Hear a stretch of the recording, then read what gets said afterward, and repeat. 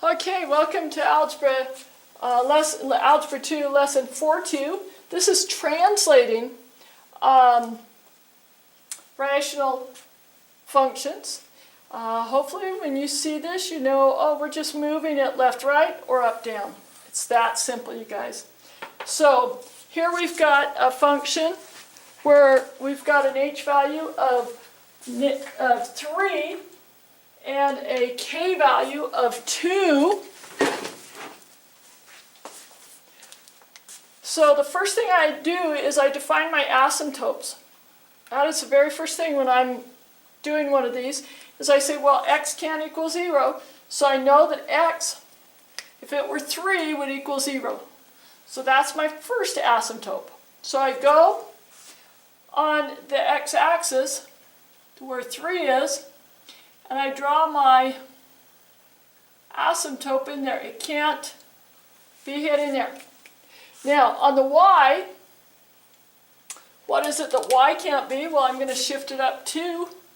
So I know that y can't be 2 because it's going from 0 up to 2. So I've just pushed my xy axis asymptotes up to 3 and 2. Kind of a different situation there.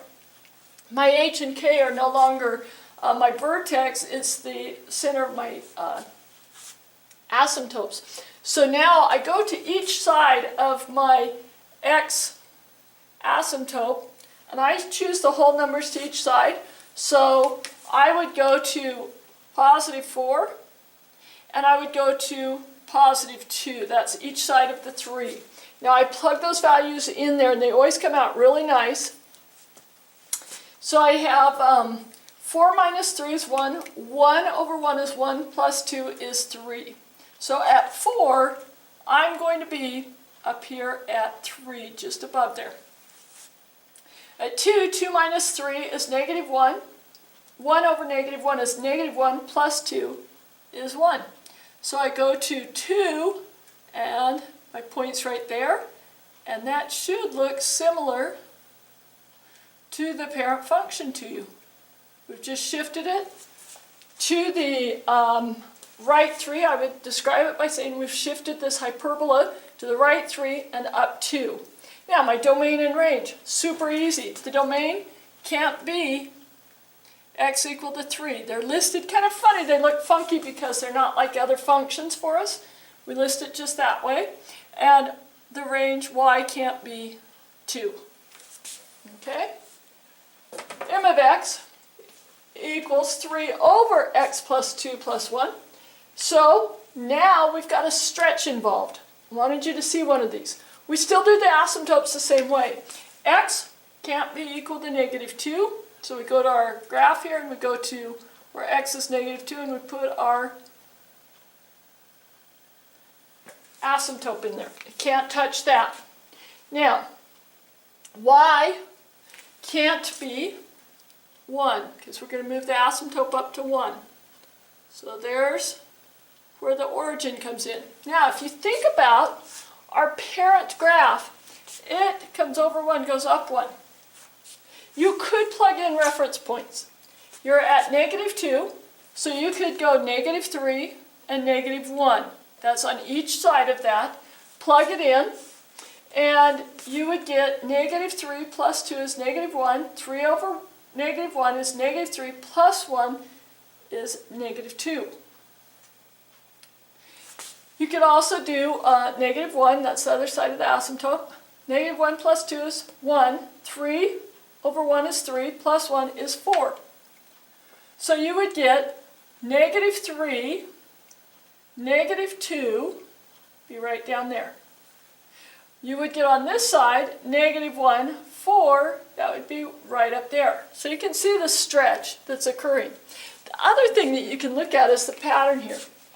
Do you notice that I take my h value, I subtract 1 to get this, then if I just take the negative a value, negative 3 plus 1 plus the k value, I get my output.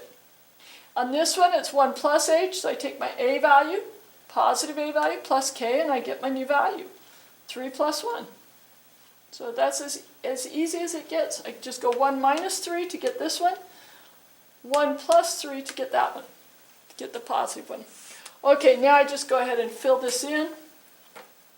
Make sure that I continue with the stretch. It's got to go near the asymptotes.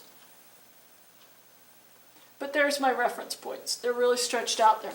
To describe it, I'd say it's a stretch of 3, move to the left 2, and up 1. Okay, you guys are going to take a field trip for your senior trip. And each student pays $10, the admission of the park. This is just pretend. Don't start spreading any rumors, okay? It'd be awesome, but... Okay, evenly split the tour cost, $100. So to take the tour bus down there, it's $100 and $10 for admission per student. So the cost is a function of the number of students. You already knew that. The more that goes, the cheaper it is. Fewer that goes, the more expensive it is. So the cost of the tour, this is the cost per student, how you calculate it out. Take the cost of the tour, $100, divided by your number of students, plus what the independent costs are, which is 10. This is also a really nice way to be able to make sure somebody's not ripping you off when they tell you how much it costs to take the tour bus. And you can help them calculate it so that, because they might accidentally be ripping you off. Okay, so when you come over and graph it, does it make sense why you've got this asymptote at 10? Now I would plug in points if there's 20 students going. 100 divided by 20 is 5, plus 10 would be 15. If you get 40 students to go, well, 40 doesn't go in there very nice, so let's go to 50. 50 students to go, 50 goes into 100 twice, plus 10 would be 12, that would be over about here. If you get 100 students to go, it's going to be down to $11. Do you see why this has the asymptote at $10? Could you explain that? Could you also explain why this is graphed only in that first quadrant? Okay, be able to handle some of those kind of questions in class. I think that should make sense. Please pause the video and copy that down.